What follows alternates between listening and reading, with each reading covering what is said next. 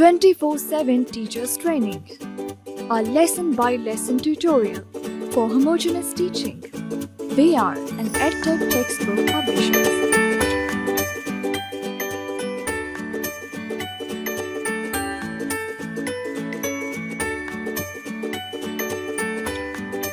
बिस्मिल्लाहिर्रहमानिर्रहीम। अस्सलाम वालेकुम मोहतरम टीचर, स्नोमैन पब्लिशर्स की जानिब से खुश आमदीद। ये सेशन तीसरी जमात की वाक़िफ़ियत आम्मा के बाब नंबर 7 पर है। उन्वान है मस्कन। आइए एक नज़र डालते हैं हासिलात ताल्लुम पर। इस बाब के इख्तिताम पर तलबा इस काबिल हो जाएंगे कि पहचान कर सकें कि सूरज की हरारत और रोशनी ज़मीन पर ज़िंदगी कायम रखने में मददगार है। इस्तिलाह मस्कन की तारीफ बयान कर सकें। जानदारों के मुख्तलिफ मसाकन यानी कुतबी इलाके, सहरा, जंगल और आबी को बयान कर सकें। जानवरों के मुख्तलिफ मसाकन के नाम बता सकें। मुख्तसरन बता सकें कि माहौलियाती निज़ाम क्या है।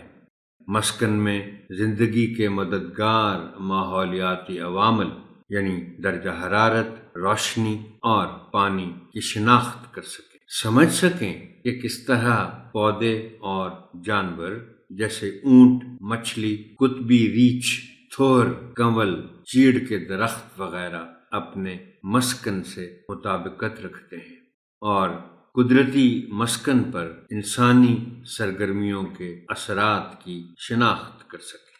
बच्चों को बाप के उन्वान तक ले जाने के लिए और उनकी किताबें खुलवाने से पहले आप एक मौजू तमहीद उठाएंगे, बाप के उन्वान का ऐलान करेंगे और फिर किताबें खुलवाएंगे। तमहीद उठाने के लिए दर्ज झैल निकात पेश हैं, ताहम यह हर्फ आखिर नहीं है। बेहतर से बेहतर तमहीद के लिए आपकी फिक्री जुस्तजू जारी रहनी चाहिए। मोहतरम टीचर, इस बाब का उन्वान है मस्कन और आप जैसा कि जानते हैं कि मस्कन के मानी हैं रिहाइश, रिहाइश गाह बल्कि या घर। और आपने इसके बाद जो सवालात आ रहे हैं उनकी मदद से बच्चों को मस्कन के उन्वान तक लाना है। बच्चों से दर्ज झैल सवालात पूछें। इंसान की बुनियादी ज़रूरियात 3 हैं। ये आपने उनको एक लीड दे दी, एक हिंट दे दिया ताकि उनके लिए सोचना निस्बतन आसान हो जाए। इंसान की बुनियादी ज़रूरियात 3 हैं, बताइए कौन सी? यकीनन बच्चे कुछ तवक्कुफ के बाद जवाब दे सकेंगे अगर उन्होंने दुरुस्त जवाब दे दिया। ताहम ये 3 बुनियादी ज़रूरियात खुराक, लिबास और रिहाइश है।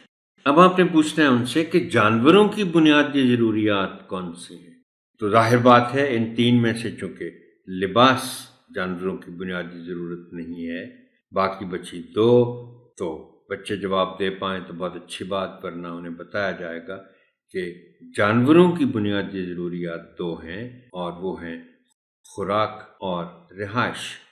बच्चों को बताएं कि जानवरों के रहने की जगह को मस्कन कहते हैं। वैसे तो इंसान के रहने की जगह को भी मस्कन कहा जा सकता है, लेकिन इंसान के रहने की जगह का जब जिक्र आता है तो आमतौर पर मकान या घर की बात होती है। ये अल्फाज इस्तेमाल होते हैं जानवरों के लिए, अंग्रेज़ी में जिसको हैबिटेट कहते हैं और उर्दू में इसको मस्कन कहते हैं। और उनका अगला बाब इसी बारे में है। बच्चों को इस बाब के दर्ज झैल मशमूलात से आगाह करें। मस्कन और उसकी अक़साम आप बताएंगे बच्चों को कि बच्चों आप इस बाब में मस्कन और उसकी अक़साम के बारे में पढ़ेंगे और ज़ाहिर बात है आप ये अल्फाज बोलने से के साथ साथ उन्हें बता भी देंगे कि मस्कन क्या होता है। इसलिए कि अगर आपने बग़ैर बताए, बग़ैर मस्कन के मानी बताए, अगर आपने इन मशमूलात का जिक्र करना शुरू कर दिया तो फिर वो तो समझ नहीं सकेंगे कि मस्कन क्या है। जब यही नहीं पता तो उसकी अक़साम क्या समझेंगे। उसके बाद माहौलियाती निज़ाम और मददगार माहौलियाती अवामल।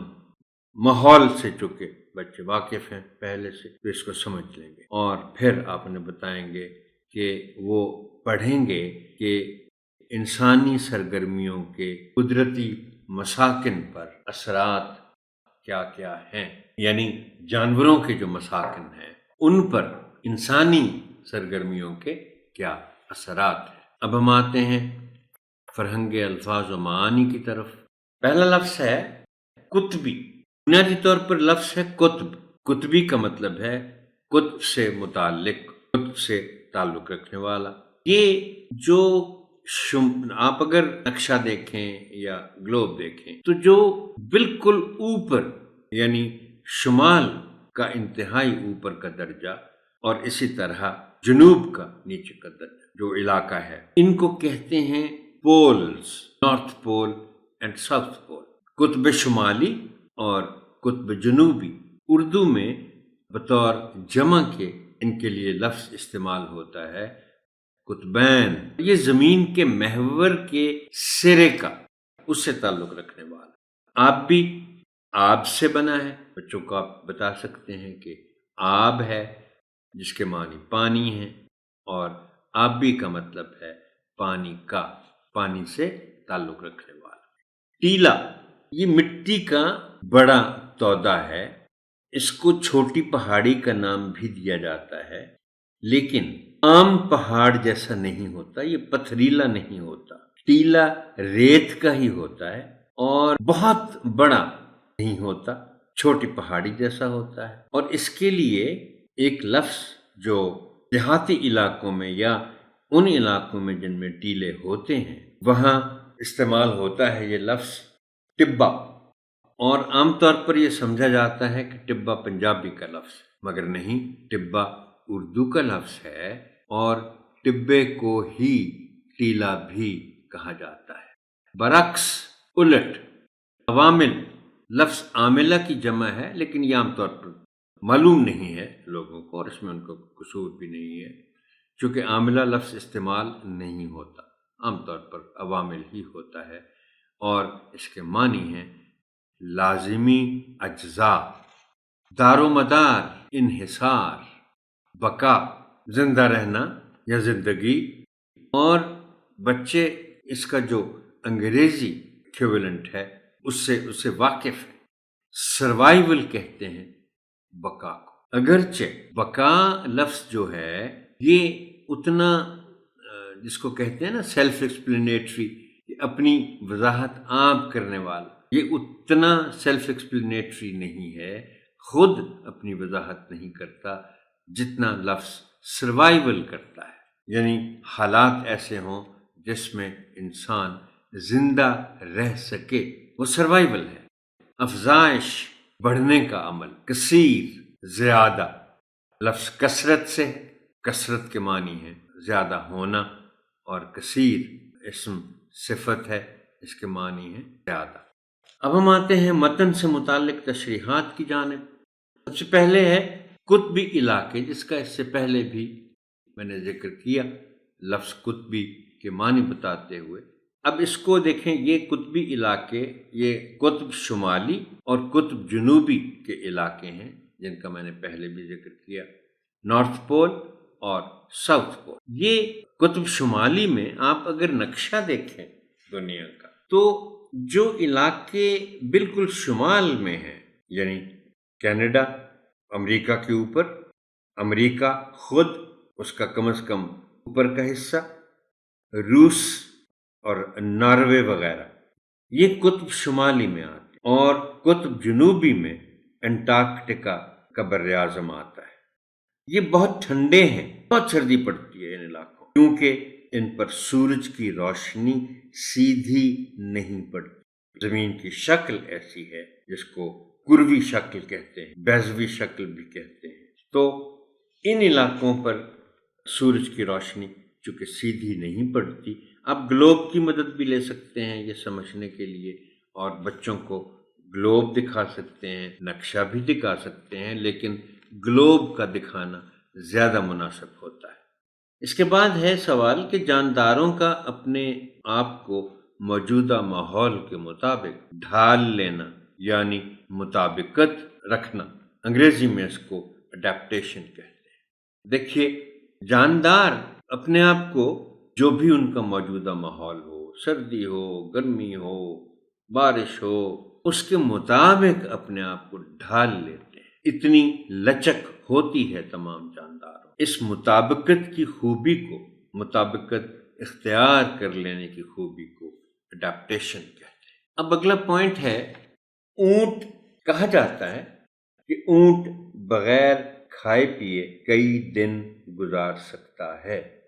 یہ محترم ٹیچر میں نے یہ بات اس لیے متن سے متعلق تشریحات میں شامل کی ہے کہ اونٹ میں جو یہ خوبی ہے کہ وہ بغیر کھائے پیے کئی دن گزار سکتا ہے، اس کے جواب کے طور پر لوگوں میں کچھ غلط فہمیاں موجود ہیں۔ مثلا بعض لوگ یہ کہتے ہیں اور کا ماننا ہوتا ہے کہ جی کوہان جو ہوتی ہے اونٹ کی، ہم اس میں وہ خوراک ذخیرہ کر لیتے، یہ غلط ہے، اور پانی کا ذخیرہ وہ کر لیتا ہے، یہ تو صحیح ہے۔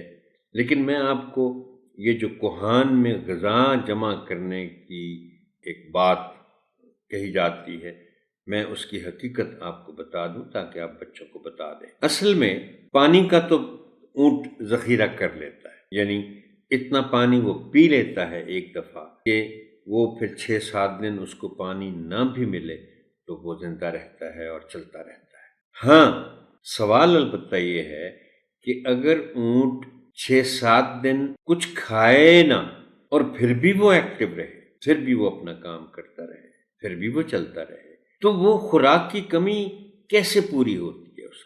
اس بارے میں پھر حقیقت یہ ہے کہ کوہان جو ہوتی ہے اونٹ کی، وہ ساری چربی سے بھری ہوتی، فیٹ سے بھری ہوتی، اور چربی وہ پھر 6-7 دن اگر اس کو خوراک نہیں ملتی تو وہ چربی اس کو زندہ رکھتی ہے، وہی خوراک کے طور پر حل ہوتی رہتی ہے، یعنی ڈیزالو ہوتی رہتی ہے۔ اور مشاہدہ کرنے والوں کا کہنا ہے کہ اگر 6-7 دن اونٹ کو کھانے کو بالکل کچھ نہ ملے تو 7 دن کے بعد، یعنی 7 دن پہلے اس کی کوہان کا مشاہدہ کیا جائے اور 7 دن بعد اس کی کوہان کا مشاہدہ کیا جائے تو معلوم یہ ہوگا کہ کوہان چھوٹی ہو گئی ہے، اس لیے کہ اس کے اندر جو چربی ہے وہ پگھل گئی ہے کافی۔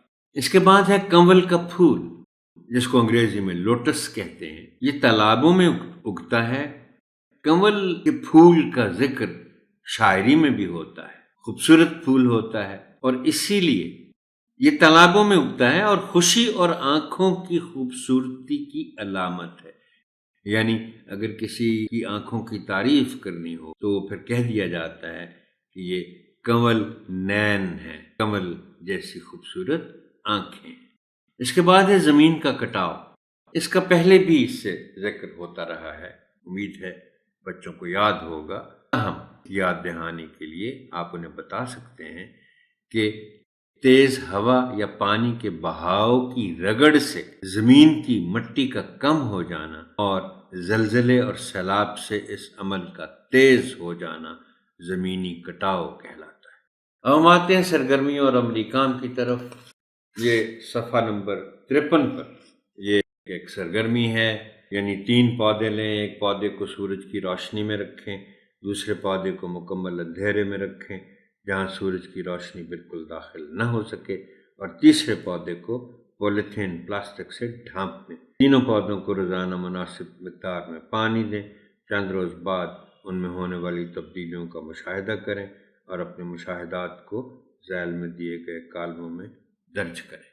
اس سرگرمی کے عملی طور پر میں آپ سے محترم ٹیچر گزارش کرتا رہا ہوں کہ بعض اوقات یہ ہوتا ہے کہ سرگرمی کتاب میں تو دی جاتی ہے، مگر ٹیچر یہ محسوس کرتے ہیں، محترم ٹیچر، کہ اس کو کروانا ممکن نہیں ہے اسکول میں، کلاس روم میں، تو اس صورت میں تینوں صورتوں سے متعلق آپ بات چیت کریں، یعنی سورج کی روشنی میں رکھا ہوا پودا، اندھیرے میں رکھا ہوا پودا اور پلاسٹک سے ڈھانپا ہوا پودا۔ خاص طور پر پولیتھین بیگ سے ڈھانپے ہوئے پودوں پر بات کریں کہ ان تک ہوا نہیں پہنچ رہی۔ محترم ٹیچر، یہ سیشن یہاں تک ہی۔ آپ کی سماعت کا شکریہ۔ اللہ حافظ ناصر۔